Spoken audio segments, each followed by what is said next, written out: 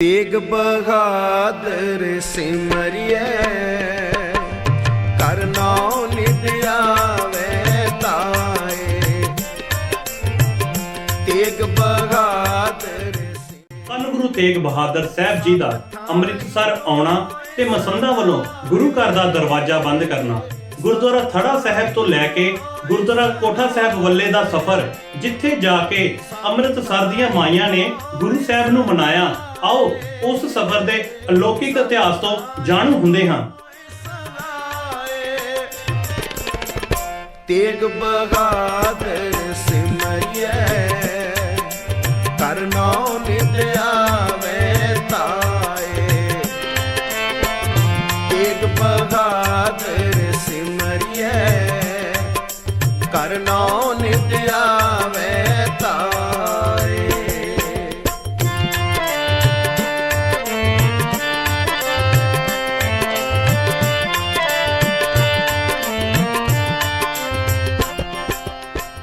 ਪੁਕਾਰ ਟੀਵੀ ਦੇਖ ਰਹੇ ਸਾਰੇ ਸਰੋਤਿਆਂ ਨੂੰ ਵਾਹਿਗੁਰੂ ਜੀ ਕਾ ਖਾਲਸਾ ਵਾਹਿਗੁਰੂ ਜੀ ਕੀ ਫਤਿਹ।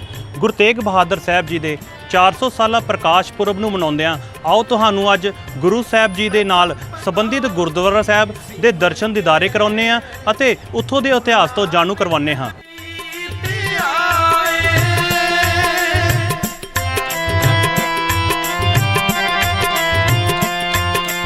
ਗੁਰੂ ਨਾਨਕ ਲਈ ਤੇਗ ਬਹਾਦਰ ਸਾਹਿਬ ਗੁਰਤਾ ਗੱਦੀ ਤੇ ਬਿਰਾਜਮਾਨ ਹੋਣ ਤੋਂ ਬਾਅਦ ਸਨ 1664 ਈਸਵੀ ਵਿੱਚ ਜਦੋਂ ਸ੍ਰੀ ਦਰਬਾਰ ਸਾਹਿਬ ਦਰਸ਼ਨ ਕਰਨ ਆਏ, ਉਸ ਵਕਤ ਦਰਬਾਰ ਸਾਹਿਬ ਦਾ ਪ੍ਰਬੰਧ ਮੀਣਿਆਂ ਕੋਲ ਸੀ, ਜੋ ਗੁਰੂ ਸਾਹਿਬ ਦੀ ਆਮਦ ਦਾ ਸੁਣ ਕੇ ਦਰਬਾਰ ਸਾਹਿਬ ਦੇ ਦਰਵਾਜ਼ੇ ਬੰਦ ਕਰਕੇ ਉੱਥੋਂ ਭੱਜ ਗਏ ਸਨ। ਗੁਰੂ ਸਾਹਿਬ ਨੇ ਉਸ ਸਮੇਂ ਸਰੋਵਰ ਵਿੱਚ ਇਸ਼ਨਾਨ ਕਰਕੇ ਅਕਾਲ ਤਖ਼ਤ ਸਾਹਿਬ ਦੇ ਸੱਜੇ ਪਾਸੇ ਬੇਰੀ ਥੱਲੇ ਬੈਠੇ, ਜਿੱਥੇ ਅੱਜ ਗੁਰਦੁਆਰਾ ਥੜਾ ਸਾਹਿਬ ਸਥਿਤ ਹੈ। ਰਾਮਦਾਸ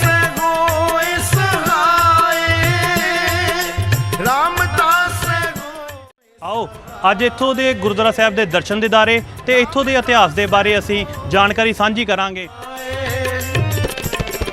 ਤੇਗ ਬਹਾਦਰ ਸਿਮਰਿਏ ਕਰ ਨਾਮ ਨਿਤ ਆਵੇ ਤਾਏ। ਤੇਗ ਬਹਾਦਰ ਸਿਮਰਿਏ ਕਰ ਨਾਮ ਨਿਤ ਆਵੇ ਤਾਏ।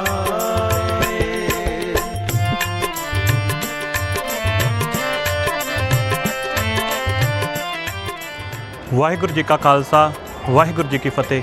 ਗੁਰਦੁਆਰਾ ਥੜਾ ਸਾਹਿਬ, ਇਹ ਗੁਰਦੁਆਰਾ ਸਾਹਿਬ ਦਰਬਾਰ ਸਾਹਿਬ ਅੰਮ੍ਰਿਤਸਰ ਵਿਖੇ ਸਥਿਤ ਹੈ। ਅਕਾਲ ਤਖ਼ਤ ਸਾਹਿਬ ਦੇ ਬਿਲਕੁਲ ਨਾਲ ਹੀ ਸੱਜੇ ਹੱਥ ਇਹ ਗੁਰਦੁਆਰਾ ਸਾਹਿਬ ਬਣਿਆ ਹੋਇਆ ਹੈ। ਇਹ ਗੁਰਦੁਆਰਾ ਸਾਹਿਬ ਧੰਨ ਗੁਰੂ ਤੇਗ ਬਹਾਦਰ ਸਾਹਿਬ ਜੀ ਦੇ ਇਤਿਹਾਸ ਦੇ ਨਾਲ ਸੰਬੰਧਿਤ ਰੱਖਦਾ ਹੈ। ਆਓ ਅੱਜ ਇੱਥੋਂ ਦੇ ਗੁਰਦੁਆਰਾ ਸਾਹਿਬ ਦੇ ਅਸੀਂ ਦਰਸ਼ਨ ਦੀਦਾਰੇ ਕਰਦੇ ਹਾਂ, ਨਾਲ ਹੀ ਇੱਥੋਂ ਦੇ ਇਤਿਹਾਸ ਤੋਂ ਜਾਣੂ ਹੁੰਦੇ ਹਾਂ। ਜਿਸ ਡਿੱਠੇ ਸਭ ਦੁੱਖ ਜਾਏ।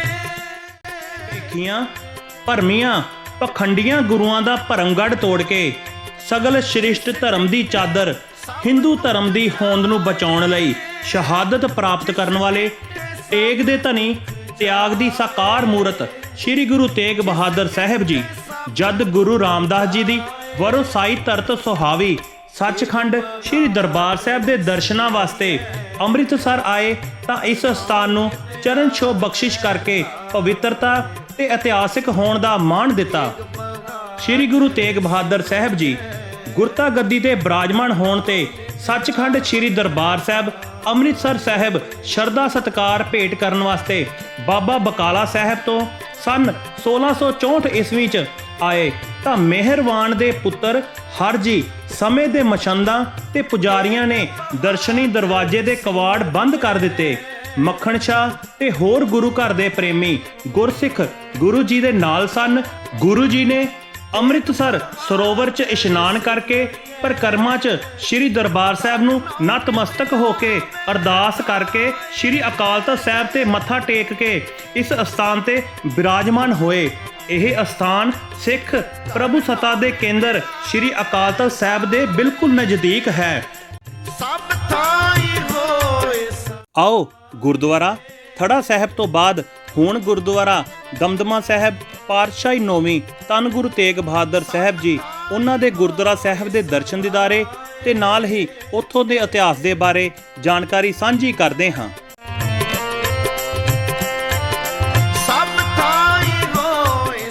ਸ਼ਾਂਤ ਚਿੱਤ ਸੁਭਾਅ ਦੇ ਮਾਲਿਕ ਅਤੇ ਬਲੀਦਾਨ ਮੁਜੱਸਮਾ ਸਾਹਿਬ ਸ੍ਰੀ ਗੁਰੂ ਤੇਗ ਬਹਾਦਰ ਸਾਹਿਬ ਜੀ ਗੁਰੂ ਨਾਨਕ ਸਾਹਿਬ ਜੀ ਦੀ 9ਵੀਂ ਜੋਤ ਦੇ ਰੂਪ ਵਿੱਚ ਲਕਾਈ ਨੂੰ ਉਪਦੇਸ਼ ਦਿੰਦੇ ਰਹੇ ਅਤੇ ਆਪਣੇ ਨਿਵਾਸ ਸਥਾਨ ਵੀ ਬਦਲਦੇ ਰਹੇ। ਆਓ ਅੱਜ ਅਸੀਂ ਗੁਰਦੁਆਰਾ ਸ੍ਰੀ ਦਮਦਮਾ ਸਾਹਿਬ ਜੀ ਦੇ ਦਰਸ਼ਨ ਕਰਾਂਗੇ ਤੇ ਇੱਥੋਂ ਦੇ ਇਤਿਹਾਸ ਦੇ ਬਾਰੇ ਅਸੀਂ ਜਾਣਕਾਰੀ ਹਾਸਲ ਕਰਾਂਗੇ।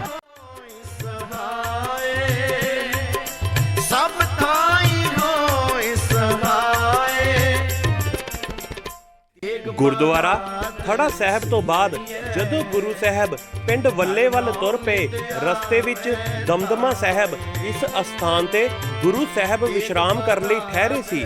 ਗੁਰੂ ਸਾਹਿਬ ਜੀ ਦੀ ਚਰਨ ਛੋਹ ਪ੍ਰਾਪਤ ਹੋਣ ਕਰਕੇ ਇਹ ਅਸਥਾਨ ਪਾਵਨ ਬਣ ਗਿਆ ਅਤੇ ਹੁਣ ਇਸ ਅਸਥਾਨ ਤੇ ਗੁਰਦੁਆਰਾ ਸ੍ਰੀ ਦਮਦਮਾ ਸਾਹਿਬ ਸੁਸ਼ੋਭਿਤ ਹੈ। ਧੰਨ ਧੰਨ ਗੁਰੂ ਗੋਬਿੰਦ ਸਿੰਘ ਜੀ ਸਭ ਥਾਈ ਹੋਏ ਸਹਾਏ। ਆਓ ਗੁਰਦੁਆਰਾ ਦਮਦਮਾ ਸਾਹਿਬ ਪਾਤਸ਼ਾਹੀ ਨੌਵੀਂ ਇਸ ਗੁਰਦੁਆਰਾ ਸਾਹਿਬ ਤੋਂ ਬਾਅਦ ਗੁਰੂ ਸਾਹਿਬ ਅਗਲਾ ਪੜਾਅ ਗੁਰਦੁਆਰਾ ਗੁਰਿਆਣਾ ਸਾਹਿਬ ਵਿਖੇ ਕਰਦੇ ਹਨ। ਆਓ ਇਸ ਗੁਰਦੁਆਰਾ ਸਾਹਿਬ ਦੇ ਦਰਸ਼ਨ ਦੀਦਾਰੇ ਤੇ ਨਾਲ ਹੀ ਇੱਥੋਂ ਦੇ ਇਤਿਹਾਸ ਦੇ ਬਾਰੇ ਜਾਣਕਾਰੀ ਸਾਂਝੀ ਕਰਦੇ ਹਾਂ।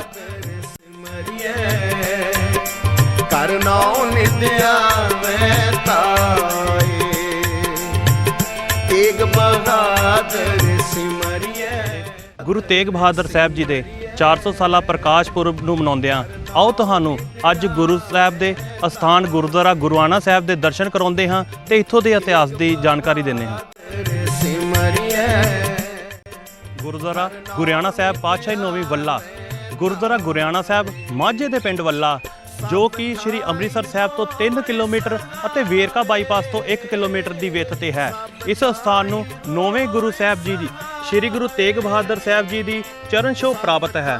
ਸੰਨ 1664 ਈਸਵੀ ਵਿੱਚ ਗੁਰੂ ਸਾਹਿਬ ਗੁਰਗੱਦੀ ਤੇ ਬਿਰਾਜਮਾਨ ਹੋਣ ਪਿੱਛੋਂ ਭਾਈ ਮੱਖਣ ਸ਼ਾਹ ਲਬਾਣਾ, ਭਾਈ ਦਵਾਰਕਾ ਦਾਸ, ਭਾਈ ਗੜੀਆ ਜੀ ਦੇ ਨਾਲ ਜਦੋਂ ਅੰਮ੍ਰਿਤਸਰ ਆਏ ਤਾਂ ਦਰਬਾਰ ਸਾਹਿਬ ਦੇ ਦਰਸ਼ਨ ਕਰਨ ਪਹੁੰਚੇ, ਪਵਿੱਤਰ ਸਰੋਵਰ ਵਿੱਚ ਇਸ਼ਨਾਨ ਕੀਤਾ। ਉਸ ਸਮੇਂ ਪ੍ਰਬੰਧਕ ਮੀਨੇ ਬਾਬਾ ਪ੍ਰਿਥੀ ਚੰਦ ਦਾ ਪੋਤਰਾ ਹਰਜੀ ਸੋਢੀ ਬਾਬਾ ਬਕਾਲਾ ਵਿਖੇ ਧੀਰਮਲ ਦੀ ਦੁਰਦਸ਼ਾ ਹੋਈ ਵੇਖ ਚੁੱਕਾ ਸੀ। ਇਸ ਲਈ ਡਹਿੰਦੇ ਮਾਰੇ ਦਰਸ਼ਨੀ ਡਿਓੜੀ ਦੇ ਦਰਵਾਜ਼ੇ ਬੰਦ ਕਰਕੇ ਚਾਬੀਆਂ ਸਰੋਵਰ ਵਿੱਚ ਸੁੱਟ ਕੇ ਆਪਣੇ ਪਿੰਡ ਹੇਰ ਚਲਾ ਗਿਆ।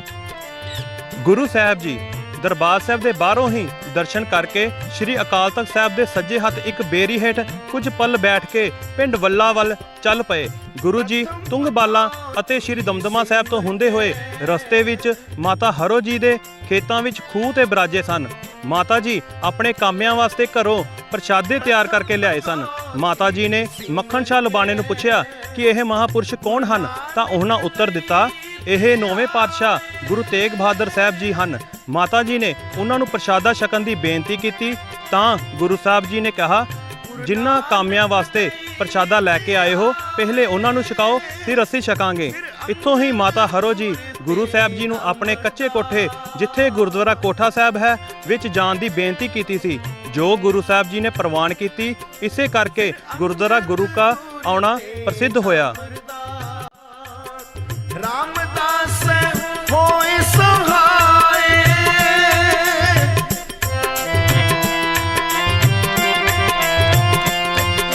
ਰਾਮਦਾਸ ਹੋਏ ਸਹਾਏ ਰਾਮਦਾਸ ਹੋਏ ਸਹਾਏ ਰਾਮਦਾਸ ਹੋਏ ਸਹਾਏ ਤੇਗ ਬਹਾਦਰ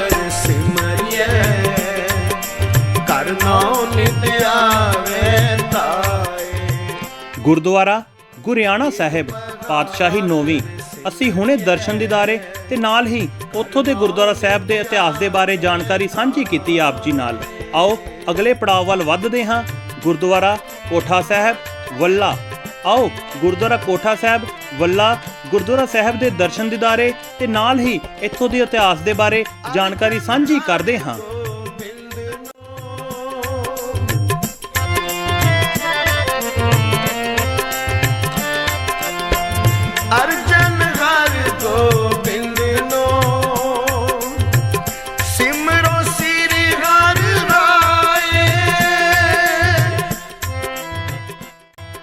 ਗੁਰਦੁਆਰਾ ਕੋਠਾ ਸਾਹਿਬ ਵੱਲਾ ਅੰਮ੍ਰਿਤਸਰ।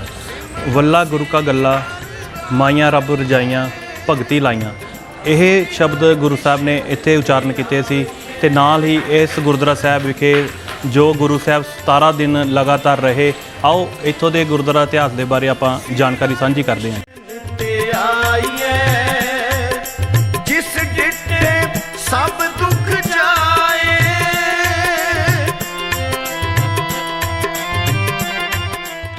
ਸ਼੍ਰੀ ਗੁਰੂ ਹਰਗੋਬਿੰਦ ਸਾਹਿਬ ਜੀ ਨੇ ਸਨ 1634 ਈਸਵੀ ਵਿੱਚ ਅੰਮ੍ਰਿਤਸਰ ਨੂੰ ਛੱਡ ਕੇ ਕੀਰਤਪੁਰ ਸਾਹਿਬ ਨੂੰ ਧਰਮ ਪ੍ਰਚਾਰ ਦਾ ਕੇਂਦਰ ਬਣਾ ਲਿਆ ਸੀ। ਸਨ 1664 ਵਿੱਚ ਸ਼੍ਰੀ ਗੁਰੂ ਤੇਗ ਬਹਾਦਰ ਸਾਹਿਬ ਜੀ ਗੁਰਗੱਦੀ ਤੇ ਬਿਰਾਜਮਾਨ ਹੋਣ ਪਿੱਛੋਂ ਭਾਈ ਮੱਖਣ ਸ਼ਾਹ ਲੁਬਾਣਾ, ਭਾਈ ਦਵਾਰਕਾ ਦਾਸ, ਭਾਈ ਗੜੀਆਂ ਜੀ ਦੇ ਨਾਲ ਸ਼੍ਰੀ ਅੰਮ੍ਰਿਤਸਰ ਸਾਹਿਬ ਆਪਣੇ ਮਹਾਨ ਕੇਂਦਰ ਸ਼੍ਰੀ ਦਰਬਾਰ ਸਾਹਿਬ ਦੇ ਦਰਸ਼ਨ ਦੀਦਾਰ ਕਰਨ ਪਹੁੰਚੇ। ਸਰੋਵਰ ਵਿੱਚ ਇਸ਼ਨਾਨ ਕੀਤਾ ਤਾਂ ਉਸ ਸਮੇਂ ਦੇ ਪ੍ਰਬੰਧਕ ਮੀਣੇ ਬਾਬਾ ਪ੍ਰੀਤੀ ਚੰਦ ਦਾ ਪੋਤਰਾ ਹਰਜੀ ਸੋਢੀ ਬਾਬਾ ਬਕਾਲਾ ਵਿਖੇ ਬਾਬਾ ਧੀਰਮਲ ਦੀ ਦੁਰਦਸ਼ਾ ਹੁੰਦੀ ਵੇਖ ਚੁੱਕਾ ਸੀ। ਇਸ ਲਈ ਡਰ ਦੇ ਮਾਰੇ ਸ਼੍ਰੀ ਦਰਬਾਰ ਸਾਹਿਬ ਦੇ ਦਰਸ਼ਨੀ ਦਰਵਾਜ਼ੇ ਬੰਦ ਕਰਕੇ ਚਾਬੀਆਂ ਸਰੋਵਰ ਵਿੱਚ ਸੁੱਟ ਕੇ ਆਪਣੇ ਪਿੰਡ ਹੇਰ ਚਲਾ ਗਿਆ। ਗੁਰੂ ਜੀ ਬਾਹਰੋਂ ਹੀ ਮੱਥਾ ਟੇਕ ਕੇ ਸ਼੍ਰੀ ਅਕਾਲ ਤਖ਼ਤ ਸਾਹਿਬ ਦੇ ਸੱਜੇ ਹੱਥ ਇੱਕ ਪਾਸੇ ਇੱਕ ਬੇਰੀ ਦੇ ਹੇਠ ਕੁਝ ਪਲ ਬੈਠੇ ਤੇ ਪਿੰਡ ਵੱਲਾ ਵੱਲ ਚੱਲ ਪਏ। ਨਹਿ ਮਛੰਦ ਤੁਮ ਅੰਮ੍ਰਿਤ ਸਰੀਏ, ਤ੍ਰਿਸ ਨਾਗਣ ਤੇ ਅੰਤਰ ਸੜੀਏ। ਗੁਰੂ ਜੀ ਤਾਂ ਤਿਆਗ, ਉਦਾਰਤਾ ਅਤੇ ਸਹਿਜ ਦੇ ਗੁਣਾਂ ਦੇ ਮਾਲਿਕ ਸਨ। ਉਹਨਾਂ ਨੂੰ ਗੁਰੂ ਦਰਬਾਰ ਤੇ ਕਬਜ਼ਾ ਜਤਾਉਣ ਅਤੇ ਚੜਾਵੇ ਭੇਟਾਂ ਦਾ ਕੋਈ ਲਾਲਚ ਨਹੀਂ ਸੀ। ਜਿੱਥੇ ਜਾਏ ਬਹੇ ਮੇਰਾ ਸਤਿਗੁਰੂ, ਸੋ ਥਾਨ ਸੁਹਾਵਾ ਰਾਮ ਰਾਜੇ। ਪਿੰਡ ਵੱਲੇ ਪੂਰਬ ਵਾਲੇ ਪਾਸੇ ਮਾਤਾ ਹਰੋ ਜੀ ਦੇ ਘਰ ਆਪ ਰਾਜੇ। ਮਾਤਾ ਜੀ ਨੇ ਆਪ ਜੀ ਦੀ ਬਹੁਤ ਖੁਸ਼ੀ ਦੇ ਨਾਲ ਸੇਵਾ ਕੀਤੀ।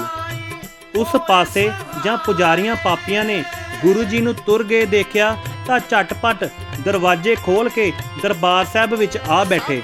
ਉਸ ਵੇਲੇ ਤੱਕ ਮੱਖਣ ਸ਼ਾਹ ਲੁਬਾਣਾ ਵੀ ਰਾਮਸਰ, ਕੋਲਸਰ, ਬਬੇਗਸਰ, ਸੰਤੋਖਸਰ ਸਾਹਿਬ ਦੇ ਇਸ਼ਨਾਨ ਕਰਕੇ ਸ੍ਰੀ ਦਰਬਾਰ ਸਾਹਿਬ ਆ ਗਿਆ। ਜਦ ਉਸਨੇ ਇਹ ਗੱਲ ਸੁਣੀ ਕਿ ਪੁਜਾਰੀਆਂ ਦੀ ਭੈੜੀ ਨੀਅਤ ਵੇਖ ਕੇ ਗੁਰੂ ਜੀ ਚਲੇ ਗਏ ਹਨ ਅਤੇ ਪੁਜਾਰੀਆਂ ਨੇ ਗੁਰੂ ਜੀ ਦੀ ਨਿਰਾਦਰੀ ਕੀਤੀ ਹੈ, ਤਾਂ ਉਹ ਬਹੁਤ ਗੁੱਸੇ ਹੋਇਆ। ਪਹਿਲਾਂ ਤਾਂ ਉਸਨੇ ਚਾਹਿਆ ਕਿ ਪੁਜਾਰੀਆਂ ਦੀ ਕਰਨੀ ਦਾ ਫਲ ਦੇ ਕੇ ਇੱਥੋਂ ਕੱਢ ਦਿੱਤਾ ਜਾਵੇ ਅਤੇ ਗੁਰੂ ਸਾਹਿਬ ਜੀ ਨੂੰ ਇੱਥੇ ਵਾਪਸ ਲੈ ਆਂਦਾ ਜਾਵੇ, ਪਰ ਫਿਰ ਜਾਣਿਆ ਕਿ ਗੁਰੂ ਜੀ ਤਾਂ ਨਿਰਇੱਛਤ ਪੂਰਖ ਹਨ। ਉਹਨਾਂ ਦੀ ਆਗਿਆ ਤੋਂ ਬਿਨਾਂ ਇਸ ਤਰ੍ਹਾਂ ਕਰਨਾ ਚੰਗਾ ਕੰਮ ਨਹੀਂ ਹੈ। ਪੁਜਾਰੀਆਂ ਨੂੰ ਤਾੜਨਾ ਕਰਕੇ ਅਤੇ ਝਾੜਾਂ ਪਾ ਕੇ ਉਹ ਵੀ ਪਿੰਡ ਵੱਲੇ ਗੁਰੂ ਜੀ ਦੇ ਪਾਸ ਜਾ ਪਹੁੰਚੇ। ਰਾਤ ਨੂੰ ਜਦ ਇਹ ਖਬਰ ਸ਼ਹਿਰ ਵਿੱਚ ਘੁੰਮੀ ਤਾਂ ਪ੍ਰੇਮੀਆਂ ਅਤੇ ਬੀਬੀਆਂ ਮਾਈਆਂ ਨੇ ਬਹੁਤ ਪਛਤਾਵਾ ਕੀਤਾ। ਸਾਰਿਆਂ ਨੇ ਥਰ-ਥਰ ਕੰਬਦੇ ਹੋਏ ਸਵੇਰੇ ਅੰਮ੍ਰਿਤ ਵੇਲੇ ਹੀ ਗੁਰੂ ਜੀ ਵੱਲ ਵਹੀਰਾਂ ਪਾ ਦਿੱਤੀਆਂ ਅਤੇ ਬੜੀ ਅਧੀਨਗੀ ਨਾਲ ਜਾ ਕੇ ਗੁਰੂ ਜੀ ਦੇ ਚਰਨ ਪਕੜ ਲਏ। ਕੁਝ ਪਦਾਰਥ ਲੈ ਜਾ ਕਰਕੇ ਗੁਰੂ ਜੀ ਅੱਗੇ ਢੇਰ ਲਾ ਦਿੱਤੇ ਅਤੇ ਬੇਨਤੀ ਕਰਕੇ ਗੁਨਾਹ ਬਖਸ਼ਾਇਆ। ਉਹਨਾਂ ਦੀ ਸ਼ਰਧਾ ਭਗਤੀ ਵੇਖ ਕੇ ਗੁਰੂ ਜੀ ਨੇ ਵਰ ਦਿੱਤਾ, ਵੱਲਾ ਗੁਰੂ ਕਾ ਗੱਲਾ, ਮਾਈਆਂ ਰੱਬ ਰਜਾਈਆਂ, ਭਗਤੀ ਲਾਈਆਂ। ਇਹ ਵਰ ਦੇ ਕੇ 17 ਦਿਨ ਇੱਥੇ ਰਹੇ ਗੁਰੂ ਸਾਹਿਬ। ਅੰਮ੍ਰਿਤਸਰ ਦੇ ਪ੍ਰੇਮੀਆਂ ਨੇ ਗੁਰੂ ਜੀ ਨੂੰ ਅੰਮ੍ਰਿਤਸਰ ਜਾਣ ਲਈ ਬਹੁਤ ਜ਼ੋਰ ਲਾਇਆ, ਪਰ ਗੁਰੂ ਜੀ ਨਾ ਗਏ ਅਤੇ ਕਹਿਣ ਲੱਗੇ ਕਿ ਅਸੀਂ ਮੰਦਰਾਂ ਦੇ ਪੁਜਾਰੀ ਬਣ ਕੇ ਗੁਜ਼ਾਰੇ ਨਹੀਂ ਕਰਨੇ। ਇਹ ਗਿੱਦੜਾਂ ਦਾ ਕੰਮ ਹੈ, ਸ਼ੇਰਾਂ ਦਾ ਨਹੀਂ। ਕਿਸੇ ਮੂਰਤੀ, ਮੰਦਰ, ਪੋਥੀ, ਗ੍ਰੰਥ, ਦੇਵੀ ਦੇਵਤਿਆਂ ਅੱਗੇ ਚੜਿਆ ਹੋਇਆ ਪਦਾਰਥ ਖਾਣਾ, ਇਸ ਦਾ ਨਾਮ ਪੂਜਾ ਹੈ।